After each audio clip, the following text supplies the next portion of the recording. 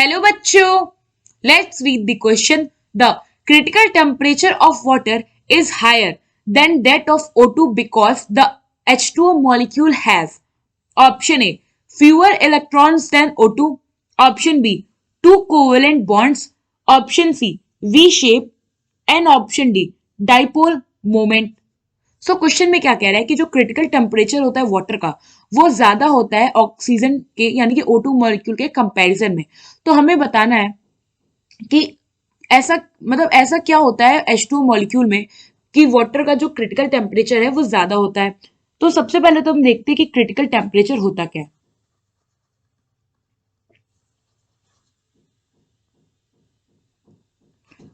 Critical temperature.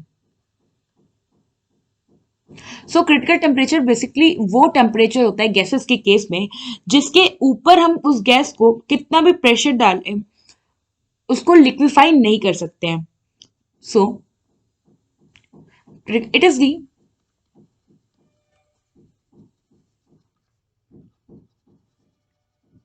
temperature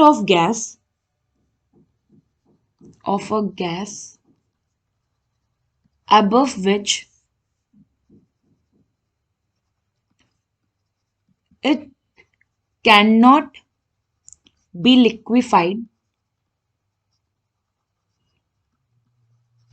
by pressure alone.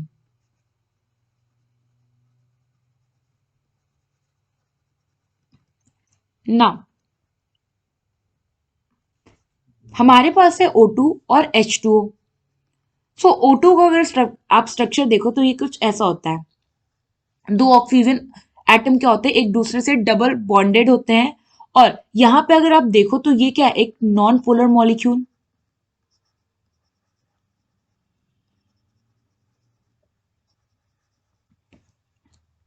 And H2O में देखो तो ये कुछ ऐसा स्ट्रक्चर होता है.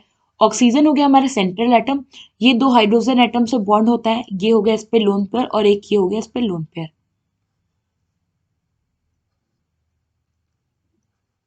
नाउ वाटर क्या होता है, वाटर होता है हमारा पोलर मॉलिक्यूल.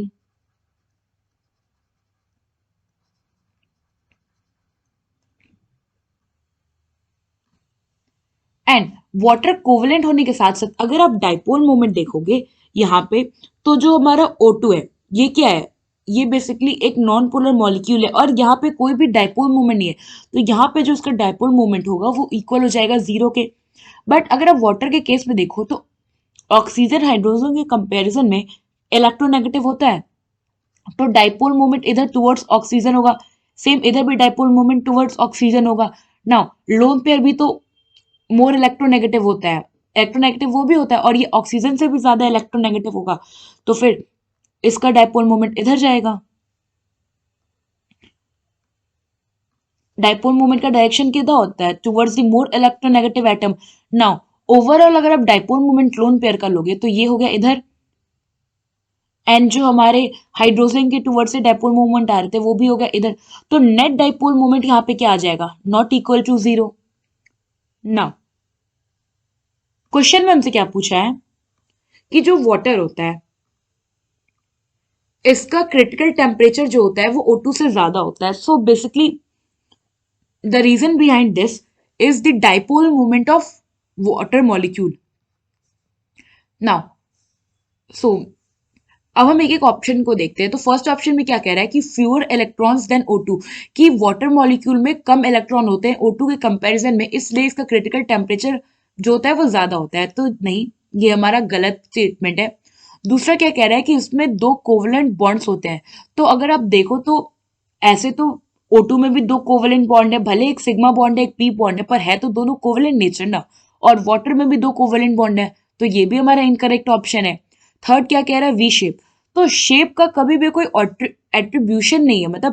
अगर आप किसी चीज को लिक्विफाई करना चाह रहे हो तो और दो क्वांटिटीज को कंपेयर कर रहे हो तो शेप का ऐसा कोई मेजर रोल नहीं होता. तो ये भी हमारा इनकरेक्ट है. नाउ ऑप्शन डी की बात करें तो ये कह रहा है डाइपोल मोमेंट. तो अभी मैंने बताया कि क्रिटिकल टेम्परेचर वाटर का इससे ज्यादा होता है ऑक्सीजन के कंपैरिजन में क्योंकि इसके पास डाइपोल मोमेंट होता है. वेयर एज अगर आप O2 का देखोगे तो डाइपोल मोमेंट जीरो है, यहाँ पे कोई डाइपोल मोमेंट ही नहीं हो रहा है. सो यहाँ पे हमारा ऑप्शन डी जो है वो करेक्ट ऑप्शन हो जाएगा। आई होप आपको ये क्वेश्चन समझ में आया होगा। Thank you.